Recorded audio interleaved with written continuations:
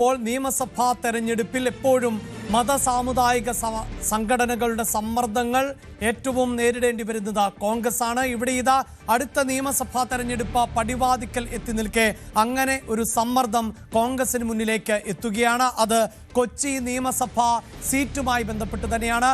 കൊച്ചി നിയമസഭാ മണ്ഡലത്തിൽ കൊച്ചിയിൽ നിന്ന് തന്നെ ഉള്ള സ്ഥാനാർത്ഥി ഉണ്ടാകണം എന്ന നിലപാടിലേക്ക് എത്തുകയാണ് ലത്തീൻ സഭ. അതാണ് ഇപ്പോൾ നമ്മൾ വിശദമായി പരിശോധിക്കാൻ പോകുന്നത്. അതായത് കൊച്ചി സീറ്റിൽ അവകാശവാദം ശക്തമാക്കുകയാണ് ലത്തീൻ സഭ. കൊച്ചി സീറ്റിൽ മത്സരിക്കാൻ, അതായത് കൊച്ചി സീറ്റ് തങ്ങൾക്ക് നൽകണം, അല്ലെങ്കിൽ കൊച്ചി സീറ്റിൽ മത്സരിക്കാൻ പോകുന്ന സ്ഥാനാർത്ഥി അത് മുന്നണിയിൽ നിന്ന്, അതായത് മുന്നണിയുടെ സ്ഥാനാർത്ഥിയായി എത്തേണ്ടത് സഭയുടെ സ്ഥാനാർത്ഥി തന്നെ ആയിരിക്കണം എന്ന് പറഞ്ഞു വെക്കുകയാണ് ഇപ്പോൾ ലത്തീൻ സഭ. അതോടൊപ്പം തന്നെ ലത്തീൻ സഭ ഉന്നയിക്കുന്ന മറ്റ് ആവശ്യങ്ങൾ എന്നത് പുറത്തു നിന്ന് ഉള്ള ഒരാളാണ് ഇവിടെ സ്ഥാനാർത്ഥിയായി എത്തുന്നത് എങ്കിൽ അതിനെ ഉൾക്കൊള്ളാൻ സാധിക്കുകയില്ല എന്നുകൂടി സഭ പറഞ്ഞു വെക്കുകയാണ്. അതായത് രൂപത അംഗം തന്നെയായിരിക്കണം മത്സരിക്കേണ്ടത്. പുറത്തുനിന്ന് ഒരു സ്ഥാനാർത്ഥി എത്തുകയാണ് എങ്കിൽ അതിനെ അംഗീകരിക്കാൻ സാധിക്കില്ല എന്നുകൂടിയാണ് സഭ നിലപാട് വ്യക്തമാക്കുന്നത്. എന്താണ് ഈ വിഷയത്തിൽ സഭയ്ക്ക് പറയാനുള്ളത് എന്നതിലേക്കാണ് നമ്മൾ ആദ്യം പോകുന്നത്. സഭയുടെ പ്രതികരണം എന്ത് എന്നത് നമുക്ക് ആദ്യം കേട്ടു നോക്കാം. നമ്മളെ ചില രാഷ്ട്രീയ പാർട്ടിക്കാര് ഇങ്ങനെ ലിസ്റ്റ് എടുത്ത് നോക്കുമ്പോൾ പറയും ഇതില് അറിയപ്പെടുന്ന നേതാക്കന്മാരില്ല, ജനത്തിന് മനസ്സിലാവുന്ന പേര് കേട്ടാൽ അറിയുന്ന നേതാക്കന്മാരില്ല. നേതാക്കന്മാര് ഇല്ലാഞ്ഞിട്ടല്ല, പക്ഷേ നിങ്ങൾ അവരുടെ കണ്ണിൽ പെടുന്നില്ല എന്നുള്ളത്.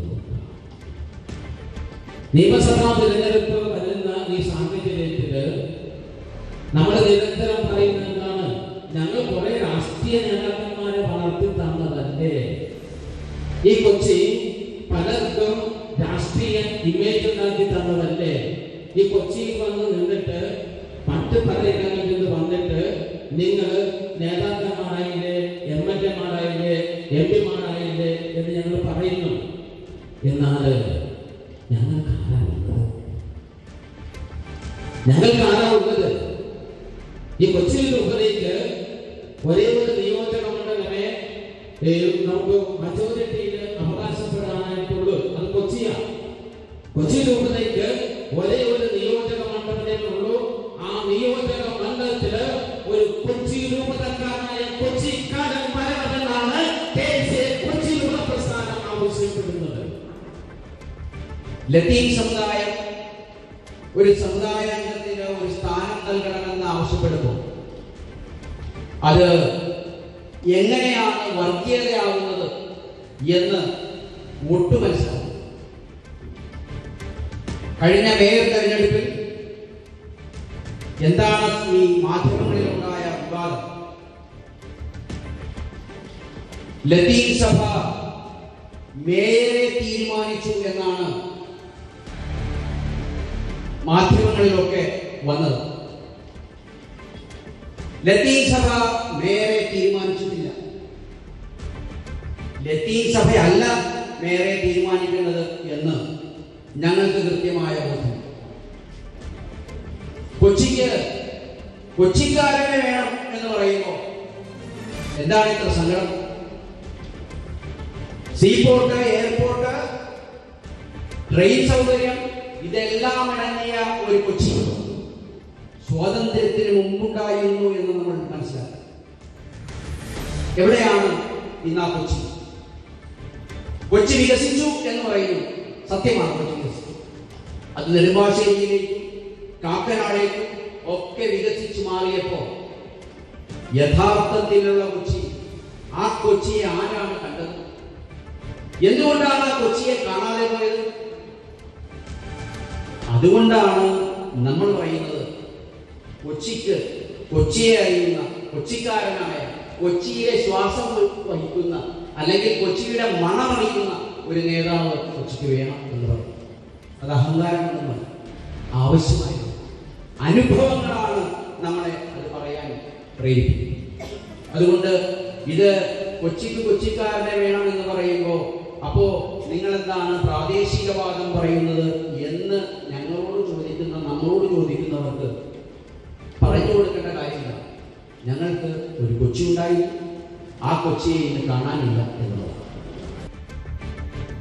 യെസ്, എന്തായാലും വളരെ കൃത്യമായ നിലപാട് ലത്തീൻ സഭ ഈ വിഷയത്തിൽ ഉന്നയിക്കുന്നു എന്നുള്ളതാണ്. നമ്മളതിൻ്റെ രാഷ്ട്രീയത്തിലേക്ക് വരുന്നതിന് മുമ്പ് ഡാനി, സഭ അസന്നിഗ്ധമായി തന്നെ പറയുകയാണ് രൂപതാംഗം ആയിട്ടുള്ള സഭയിൽപ്പെട്ട ആൾ തന്നെ മത്സരാർത്ഥിയായി വരണം, അല്ല എങ്കിൽ ഉൾക്കൊള്ളാൻ പറ്റില്ല, പുറത്തു നിന്നുള്ള ഒരാളെയും സ്വീകരിക്കില്ല. എറണാകുളത്ത് സഭയ്ക്ക് ഇടമുള്ള ഒരേ ഒരു നിയമസഭാ മണ്ഡലം കൊച്ചിയാണ്, അവിടെ അവരുടെ സ്ഥാനാർത്ഥി തന്നെ വേണമെന്ന് തറപ്പിച്ചു പറയുന്നു.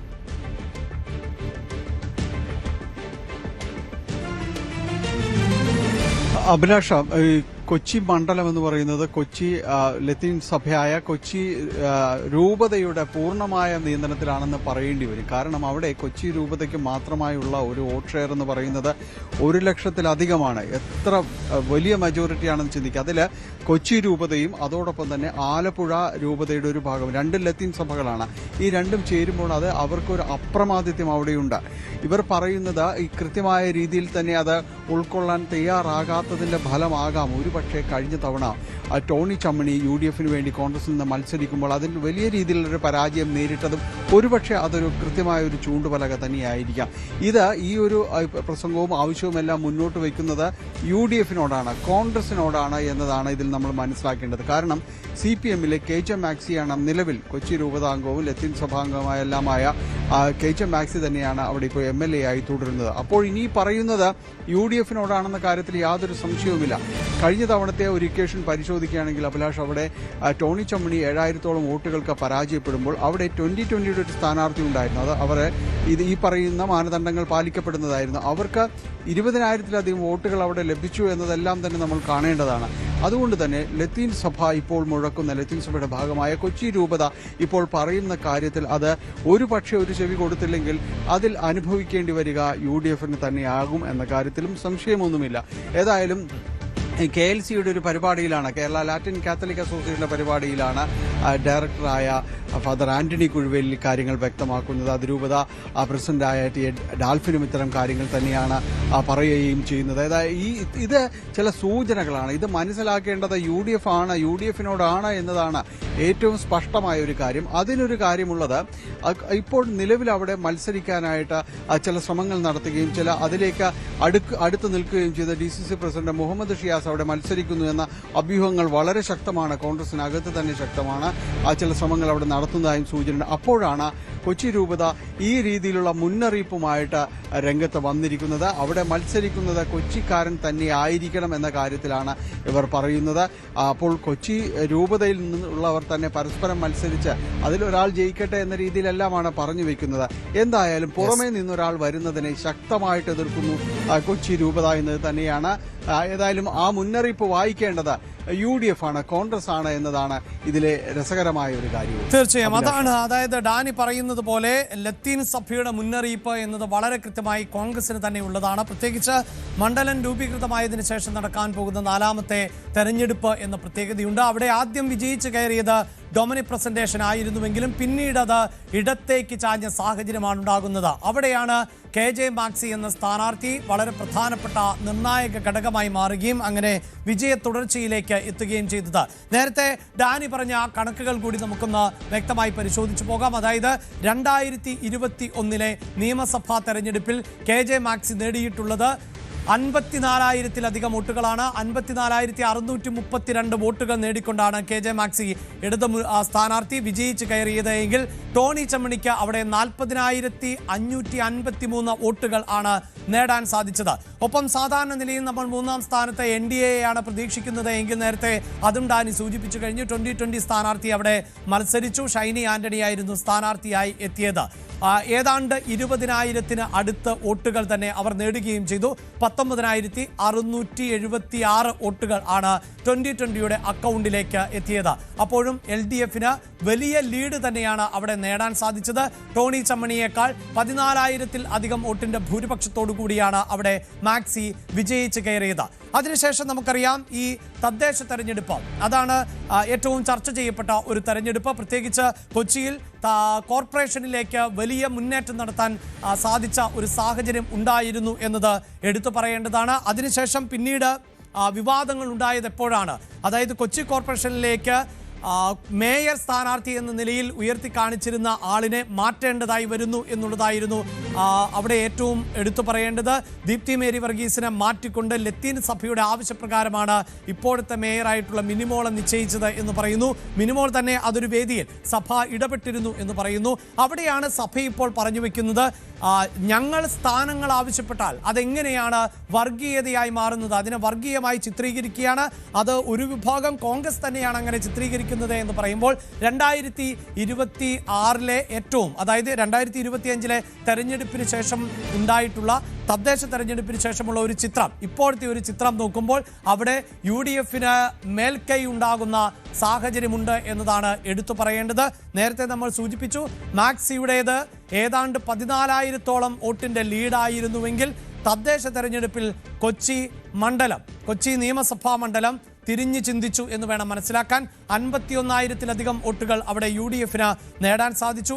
LDFന് 41,000-ത്തിലധികം വോട്ടുകളാണ് നേടാൻ സാധിച്ചത്. NDA 12,000 വോട്ടുകൾ നേടുമ്പോൾ UDF ഇപ്പോൾ ഏതാണ്ട് 9,000 വോട്ടുകളുടെ ലീഡിൽ നിൽക്കുന്നു എന്നുള്ളതാണ്. അതാണ് കൊച്ചിയെ സംബന്ധിച്ചിടത്തോളം UDFന് നൽകുന്ന പ്രതീക്ഷ. അവിടെയാണ് ലത്തീൻ സമുദായത്തിൽ നിന്ന് ഒരു സ്ഥാനാർത്ഥി വേണം എന്ന സഭയുടെ ആവശ്യത്തിന് മുഖം തിരിക്കുക എന്നത് കോൺഗ്രസിനെ സംബന്ധിച്ചിടത്തോളം ഏറെ പ്രയാസകരമായി മാറുകയും ചെയ്യുന്നത്. അങ്ങനെയെങ്കിൽ ഡാനി, അതായത് സഭയുടെ പിന്തുണയുണ്ട് എങ്കിൽ ഇത്തവണ നമുക്കറിയാം ഈ ന്യൂനപക്ഷം പൊതുവെ കേരളത്തിൽ UDFന് കോൺഗ്രസിന് അനുകൂലമാകുന്ന നിലപാടാണ് സ്വീകരിച്ചത്. അത് ആവർത്തിക്കപ്പെടുന്നുവെങ്കിൽ എറണാകുളം ജില്ലയിലെ മുഴുവൻ സീറ്റുകളുമാണ് ഇത്തവണ UDF ലക്ഷ്യം വെക്കുന്നത്. അതിലേക്ക് കൊച്ചിയെ കൂടി ഉൾപ്പെടുത്താൻ പറ്റുന്ന സാഹചര്യമാണല്ലോ ഉണ്ടാകുന്നത്. അതുകൊണ്ട് തന്നെ ഈ സമ്മർദ്ദത്തെ കണ്ടില്ല എന്ന് നടിക്കാൻ കോൺഗ്രസിന് സാധിക്കും.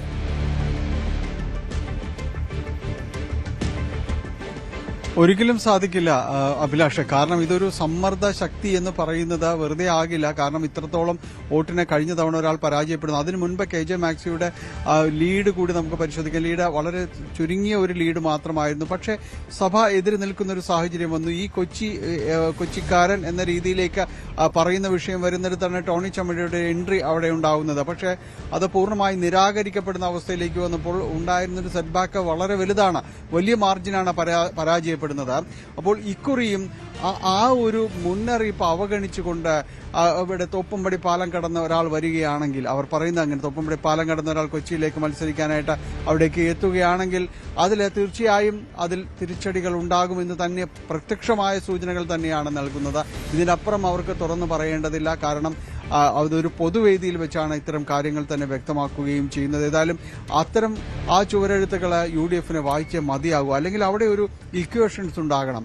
കാരണം ഇതിന് പകരമായിട്ട് മറ്റേതെങ്കിലും രീതിയിലുള്ളൊരു ഓഫറോ കാര്യങ്ങളോ ഉണ്ടാകണം. അങ്ങനെ ഒരു വലിയ ചർച്ചകൾ അതിന് വേണ്ടി വന്നേക്കാം. ഒരുപക്ഷെ മുഹമ്മദ് ഷിയാസ് അവിടെ DCC പ്രസിഡന്റ് മത്സരിക്കുകയാണെങ്കിൽ അദ്ദേഹത്തിന്റെ ഏറ്റവും അടുത്തൊരു ആളെന്ന് പറയുന്നത് പ്രതിപക്ഷ നേതാവ് തന്നെയാണ്, VD സതീശൻ തന്നെയാണ്. അതായത് ഇപ്പോൾ ഡാനി സൂചിപ്പിക്കുന്ന പോലെ ആരായിരിക്കും കൊച്ചിയിലെ സ്ഥാനാർത്ഥി എന്നത് സംബന്ധിച്ച് ഇപ്പോഴും വ്യക്തത ഇല്ല. അവിടെ പല പേരുകൾ ഉയർന്നു വന്നിരുന്നു. ഒരു പക്ഷേ ഡൊമിനി പ്രസന്റേഷൻ തന്നെ വീണ്ടും മത്സരിക്കുമോ എന്ന സംശയം അടക്കം ഉയർന്നു വന്നുവെങ്കിൽ ഏറ്റവും ഒടുവിൽ ആ പേര് മുഹമ്മദ് ഷിയാസിലേക്ക് എത്തി നിൽക്കുന്ന സാഹചര്യമുണ്ട്. അതായത് അത് ലീഗുമായുള്ള ചർച്ചകൾ, അതായത് കളമശ്ശേരി സീറ്റ് വെച്ചു മാറുന്നത് ഉൾപ്പെടെയുള്ള ചർച്ചകളൊക്കെ അന്തിമഘട്ടത്തിലേക്ക് എത്തേണ്ട ഒരു പശ്ചാത്തലമുണ്ട് എങ്കിൽ പോലും ഇപ്പോൾ ലത്തീൻ സഭയുടെ ഒരു നീക്കം, അതിന് പ്രധാന കാരണം എന്താണ്? ആ നീക്കം മുഹമ്മദ് ഷിയാസ് ആയിരിക്കാം ഒരു പക്ഷേ കൊച്ചിയിൽ സ്ഥാനാർത്ഥിയായി എത്തുക എന്ന സൂചനകൾ പുറത്തു വരികയാണ്. അങ്ങനെയുള്ള പരിഗണന ഇപ്പോൾ ഷിയാസിന് നൽകിക്കൊണ്ടിരിക്കുന്നു. അങ്ങനെയൊരു ഘട്ടത്തിൽ കൂടിയാണ് സഭ അവരുടെ നിലപാട് ശക്തമാക്കുന്നത്, സമ്മർദ്ദം ശക്തമാക്കുന്നത് എന്ന് വേണം മനസ്സിലാക്കാൻ. അങ്ങനെയെങ്കിൽ ഈ മുഹമ്മദ് ഷിയാസ് എന്ന പേര് കൊച്ചിയിൽ നിന്ന് വെട്ടേണ്ടതായി വരും. അതോടൊപ്പം തന്നെ സഭയ്ക്ക് തൽപരനായിട്ടുള്ള ഒരാളെ സ്ഥാനാർത്ഥിയായി നിശ്ചയിക്കേണ്ടതായും വരും. ആ ഒരു സാഹചര്യത്തിലേക്കല്ലേ എത്തുന്നത് ഡാനി? അതിനപ്പുറത്തേക്ക്, അതായത് സഭ ഇങ്ങനെ കണിശമായ നിലപാട് സ്വീകരിക്കുമ്പോൾ അതിൽ ഒരു ഒത്തുതീർപ്പിലേക്ക് പോകേണ്ടതുണ്ട്. അത്തരം സാധ്യതകൾ തള്ളിക്കളയാനാകില്ല. ചർച്ചയിലൂടെയും മറ്റുമൊക്കെ സഭയെ അനുനയിപ്പിച്ചേക്കാം. എങ്കിൽ പോലും ഇപ്പോഴത്തെ സഭയുടെ നിലപാട് അനുസരിച്ച് ഷിയാസിനെ പോലെ ഒരു സ്ഥാനാർത്ഥിയെ ഉൾക്കൊള്ളാൻ പറ്റില്ല എന്ന് തന്നെയല്ലേ?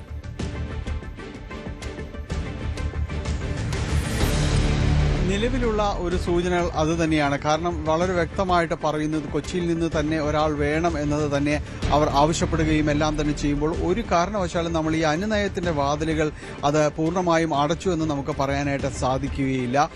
അതിൽ ചില ചർച്ചകൾക്ക് സാധ്യത ഇപ്പോഴും അവശേഷിക്കുന്നെന്ന് തന്നെയാണ് മനസ്സിലാക്കുന്നതെങ്കിൽ സഭയ്ക്ക് അതിൽ അനുസൃതമായ രീതിയിൽ മറ്റെന്ത് ചെയ്യാൻ കഴിയുമെന്നതെല്ലാം തന്നെ പരിശോധിക്കപ്പെട്ടേക്കാം. മുഹമ്മദ് ഷിയാസ് ഒരു മികച്ച സ്ഥാനാർത്ഥി തന്നെയാണ്, അതിലൊരു യാതൊരു സംശയവുമൊന്നുമില്ല. അദ്ദേഹം മികച്ച രീതിയിലൊരു സംഘാടകനാണ്, പ്രവർത്തകനാണ്, ഇതെല്ലാമാണ്. അതുകൊണ്ട് തന്നെയും ഇക്കുറി കൊച്ചിയിൽ എവിടെ നിന്നെങ്കിലും, അതായത് എറണാകുളം ജില്ലയിൽ എവിടെ നിന്നെങ്കിലും മത്സരിപ്പിച്ച് വിജയിപ്പിക്കാനുള്ള ശ്രമങ്ങളെല്ലാം തന്നെ നടത്തുന്നുണ്ട്. അങ്ങനെയെങ്കിൽ അതൊരു തീവ്ര മത്സരം നിലനിൽക്കുന്ന ഒരിടത്ത് നിന്ന് അദ്ദേഹത്തെ ജയിപ്പിക്കാൻ കഴിയുമെന്നതാണ് കോൺഗ്രസിന്റെ ഒരു ഉറച്ച വിശ്വാസം. അതുകൊണ്ടാണ് കളമശ്ശേരി സീറ്റിൽ അങ്ങനെ ഒരു പരിഗണന കൊടുത്തത്. പക്ഷേ ലീഗ് എന്തുകൊണ്ടോ വഴങ്ങിയില്ല. ലീഗിന് കൊച്ചി വെച്ച് മാറാം എന്ന രീതിയിലുള്ള ആ ചർച്ചകളും എവിടെ എത്തിയില്ല. ഒരുപക്ഷെ ഇത്തരത്തിലുള്ള ഒരു ചിന്തകൾ നിലനിൽക്കുന്നുണ്ടാവാൻ ലീഗ് അതിൽ നിന്ന് പിന്നാക്കം പോയത്. എന്തു വന്നാലും ഷിയാസിനെ എവിടെയെങ്കിലും മത്സരിപ്പിക്കാനുള്ള ഒരു ശ്രമങ്ങൾ ഇവരുടെ ഭാഗത്തുനിന്ന്, കോൺഗ്രസിന്റെ ഭാഗത്തുനിന്ന് വളരെ തകൃതമായ രീതിയിൽ തന്നെ നടക്കുന്നുണ്ട്. അത് ഒരുപക്ഷെ കൊച്ചി ആണെങ്കിൽ അവിടെ മത്സരിപ്പിക്കാൻ കഴിയുമെങ്കിൽ മാക്സിയിൽ നിന്ന് മണ്ഡലം പിടിച്ചെടുക്കുക എന്നൊരു ദൌത്യം കൂടി അദ്ദേഹത്തിൽ നിക്ഷിപ്തമാണ്. അങ്ങനെയെങ്കിൽ ഒരു ഉറച്ച മനസ്സോടെ കോൺഗ്രസ് ഒരു ഒറ്റക്കെട്ടായി നിന്നുകൊണ്ട് ആ മണ്ഡലം കൂടി പിടിച്ചെടുക്കുക. കാരണം നിലവിൽ കോൺഗ്രസിന് ജില്ലയിൽ ഒരു അപ്രമാദിത്വമുണ്ട്. അപ്പോൾ നിലവിലുള്ള മണ്ഡലം പിടിച്ചടക്കാൻ